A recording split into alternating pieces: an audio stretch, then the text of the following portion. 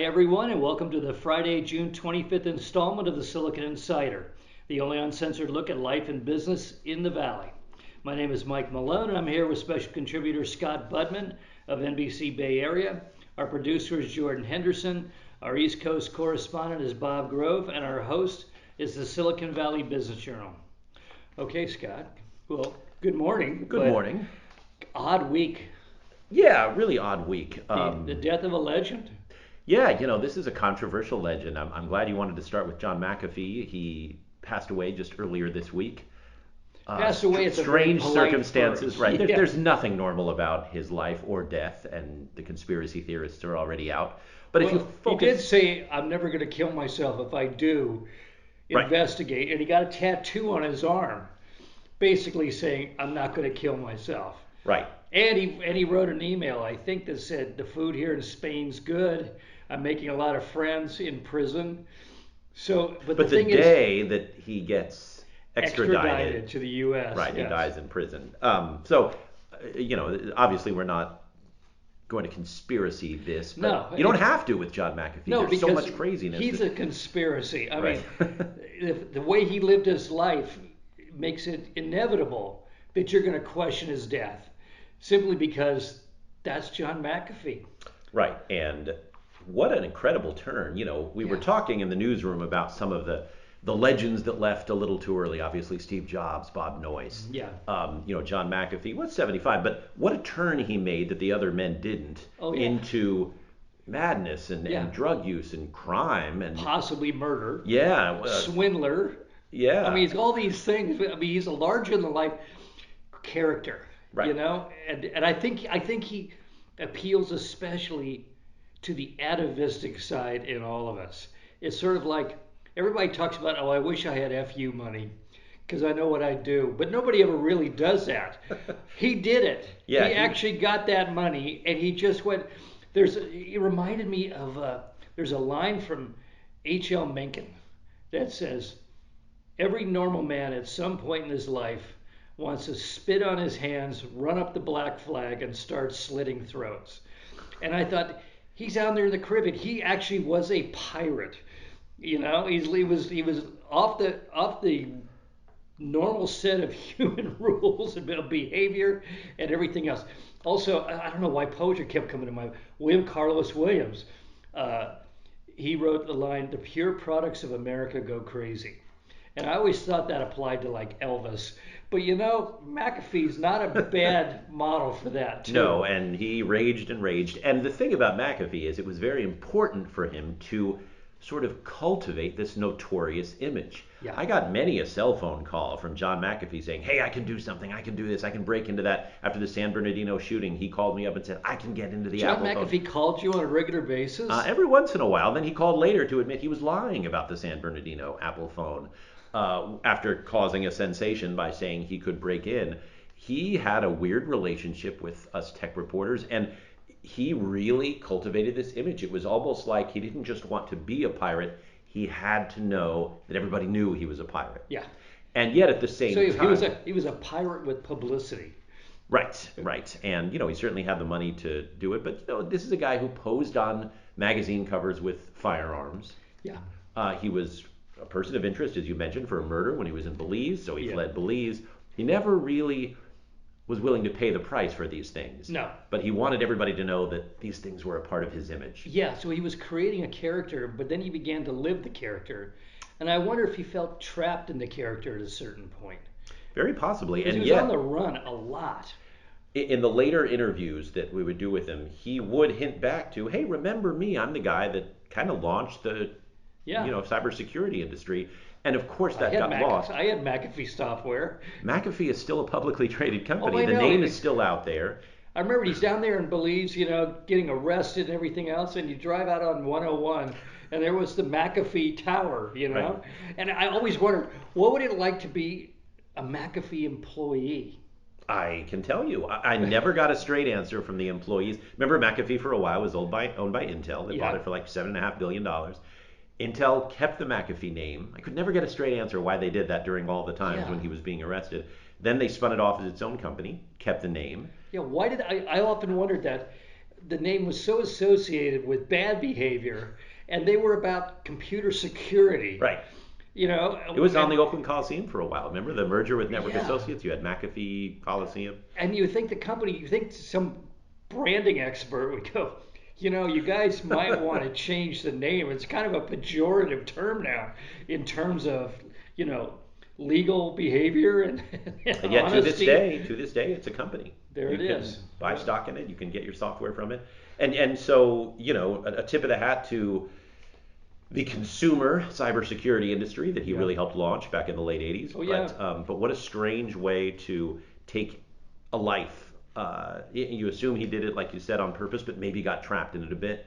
Yeah. But it was his life, and image meant everything to that guy. It's a Silicon Valley story that's not like any other Silicon Valley story. We talk about characters that are larger than life, but he was uniquely so. He was off on a tangent. Everybody else tries to be, I'll be Steve Jobs, I'll be famous, I'll be, you know, the adoring crowds and all that. And it was like, no, I'm just a, you know, cybersecurity guy. I'm never gonna get the bright lights. I'm just gonna go live my life in the most insane, you know, way possible.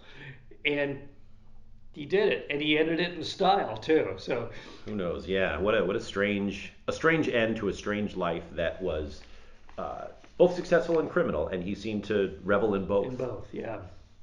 Okay, well, everything else seems kind of mundane compared to that story. Big week for software. Yeah, speaking of software, IPOs. Yeah, we even had more IPOs, and as some were fearing, is it still going to be time to do IPOs because SPACs are kind of, falling off the wayside? We had some actual IPOs. They did very well. Doximity, Confluent, both Bay Area software companies. Yeah. At the same week, we saw, the OGs, Adobe hit an all-time high. Adobe has just ripped through the pandemic and done extremely well selling their software. Is there anything particular different about Adobe? No, Adobe is we have the pandemic, but right. Adobe's Adobe. Adobe's been around since the beginning of time. It's just a really well-run company that chugs along. It's sort of the anti-McAfee. Nobody knows everybody there. I can name the CEO, maybe you can, but not many people can. But it's just... Well, I remember spending some time with John Warnock. Back in the day. And, he was the most stable human being I think I've ever met, who was a Silicon Valley tycoon. And I mentioned Steve Jobs to him once, and boy, he just went off. I mean, he was the opposite. He was literally the polar opposite. He collected books and fonts and typefaces and that sort of thing. He had one of the world's greatest private collections of that stuff. And that's Adobe. These companies oftentimes literally reflect their founders for years and years afterwards. And I think Adobe is this giant, quiet, taciturn company just getting the job done. Right, and as Apple sells more hardware, especially I think the Macs, Adobe does well because people want to create on them. And they really have a great market. And you talk about that relationship, the sort of antagonistic relationship Apple had with Microsoft. All these years later, hasn't hurt Microsoft, also an all-time high, the second most valuable company to Apple, and it hit $2 trillion. $2 trillion. Microsoft. Yeah. Okay, if you had said to me in 1985, Microsoft is going to be one day, a $2 trillion company. In 1985? I would have thought, well, yeah, in theory it could get that big because it's a juggernaut. Nothing's going to stop it. But if you'd asked me in 2005, if you had said Microsoft's going to be a $2 trillion company, I'd say Microsoft is dying. Take a look at it. It's not going anywhere. Right. It was uncool. It wasn't selling as much. It was trying to get into consumer devices, which is never good for a software company. And yet, it just got back to what it does well. The CEO is just smashing records, and what an incredible run this company has had. Yeah, well, they stuck to their knitting again, went back to their knitting, right, and did it right. Okay, antitrust. Boy, this has been an interesting week for that. So 6 bipartisan. Nobody in Washington, neither party is working with anybody in the other party. They haven't since November. And suddenly we have 6 bipartisan bills, anti-big tech, high-tech bills. Tech is uniting the United States like nothing Yeah, else. around hatred of Yep. Well, I'd say around hatred of tech. But isn't it also fear of China? Is fear of China.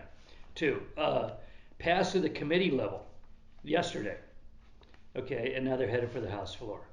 The most significant and serious attempt to reshape the technology industry ever. And they're all aimed at, the big four: Apple, Amazon, Google, Facebook.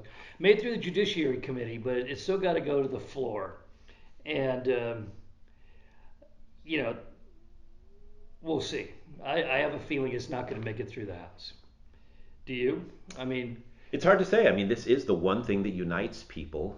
And so there is, I think, on both sides, a wish to have at least something that unites people. And whether it's, they want something to wave in front of the voters and say, look, we're trying. Exactly. We're trying to stop these guys. But they're not going to stop them in a big way because, the hundreds of lobbyists for those companies back inside the Beltway are knocking on representatives' doors right now. Right. It's not just lobbyists. It's Tim Cook who's sort of getting involved. Well, that's the next thing I want to talk about.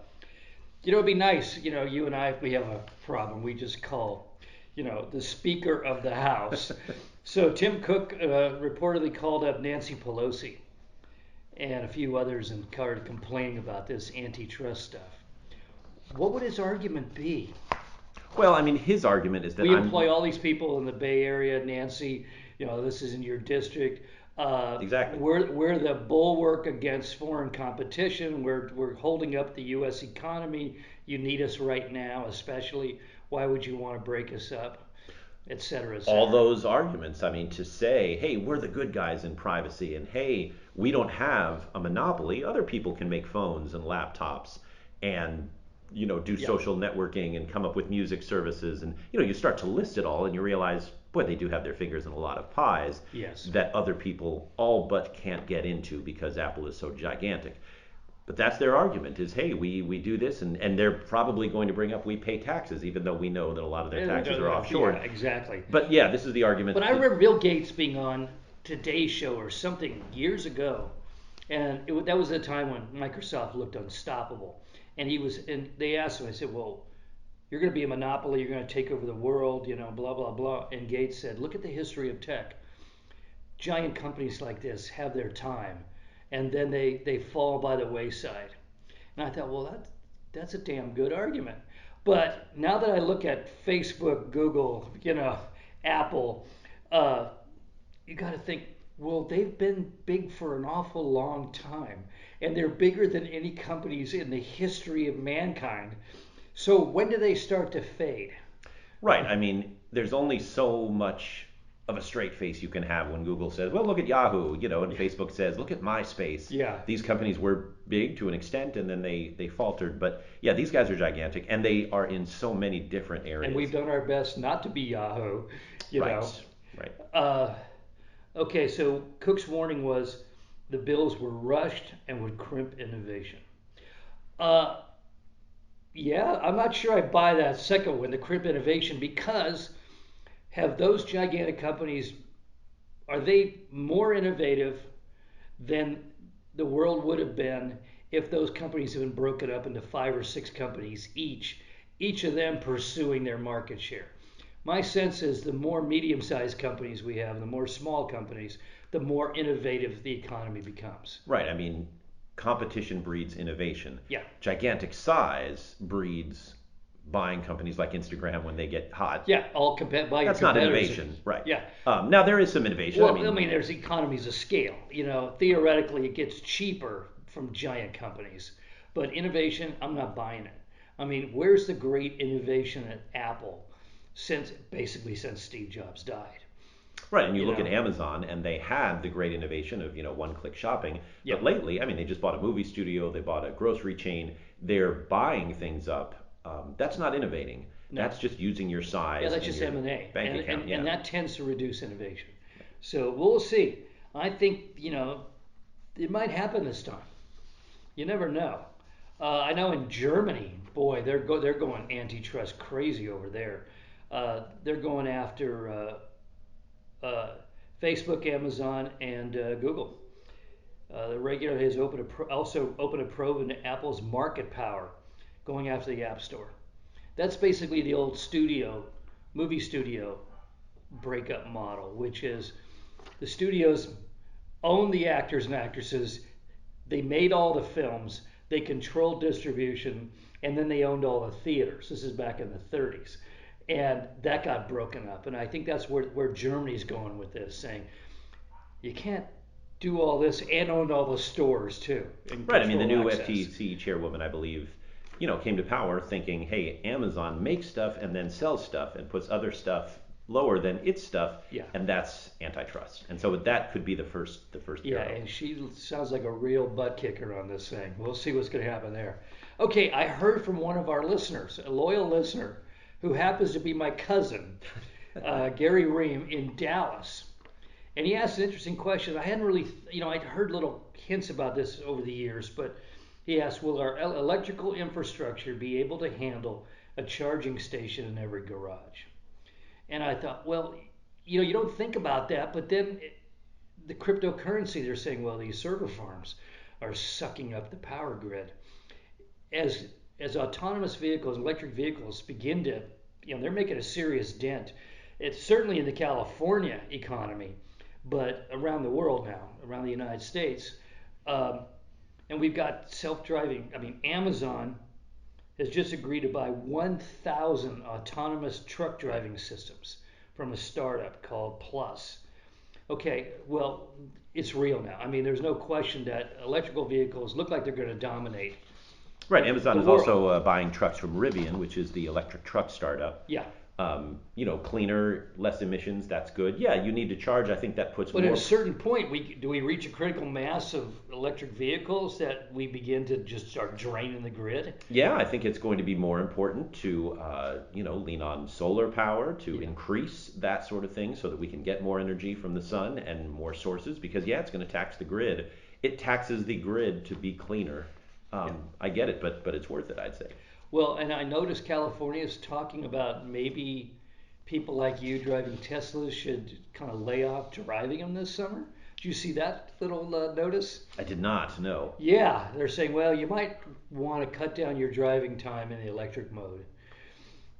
Huh. And use more gas? I guess gas is $4.50. That's but you're surprising for California to say use more pollutants and cut down on the electric. That would be a surprise. Do you ever in your soul of souls think this state is actually nuts?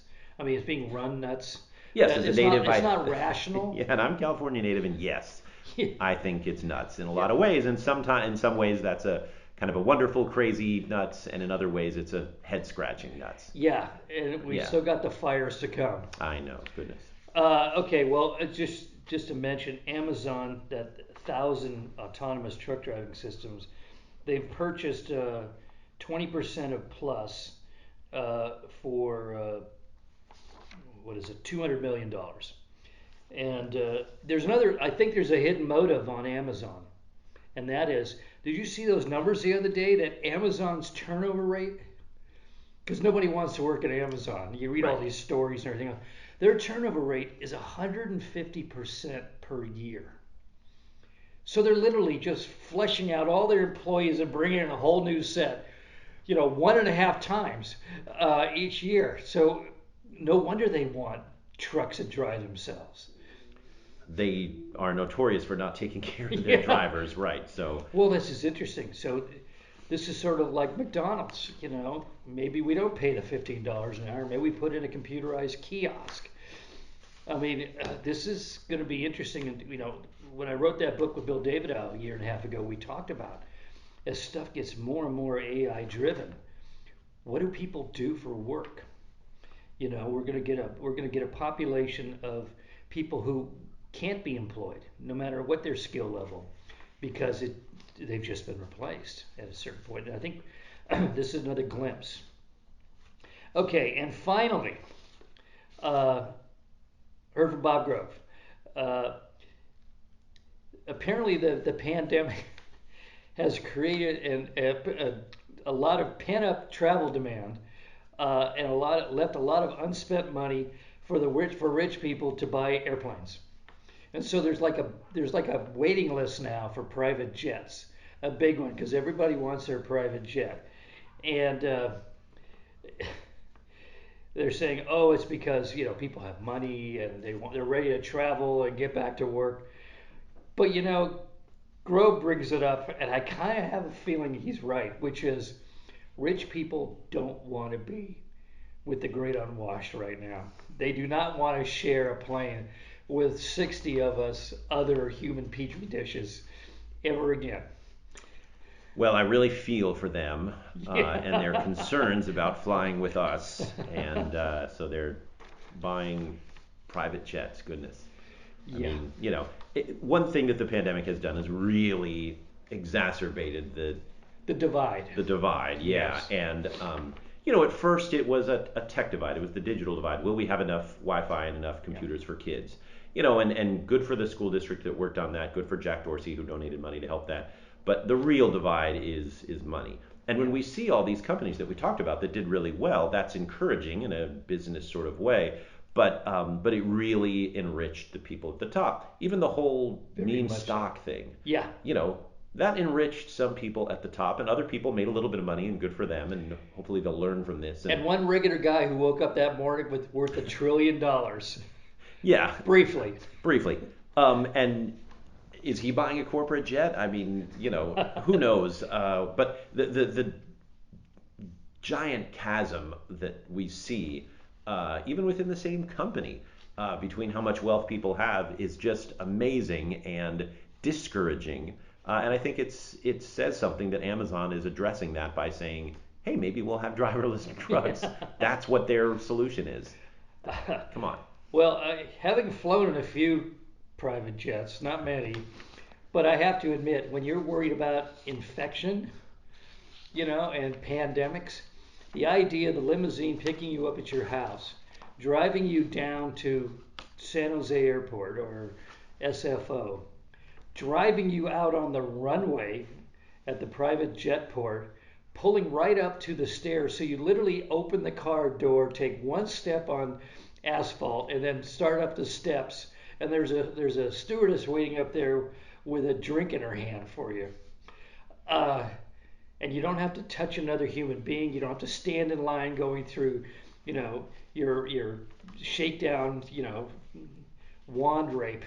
I mean, that's got to be pretty appealing right now to people. Sure, I will think of you in that flight when I'm traveling for the first time, coming up pretty soon on a family trip, and we're in the long line with our masks and touching people, and I'll think, hey, Mike had it better. He went on a private jet. Long ago. I'm gonna be on a little tiny, puddle hopper next week on my way to Oregon. So we'll see. All right. We'll Okay, see when that's we get it. back. That's it for now, folks. You can find us on the Silicon Valley Business Journal homepage, as well as on Spotify, Anchor, Google Podcasts, Apple Podcasts, and YouTube. Have a great weekend. We'll see you next week. Bye-bye.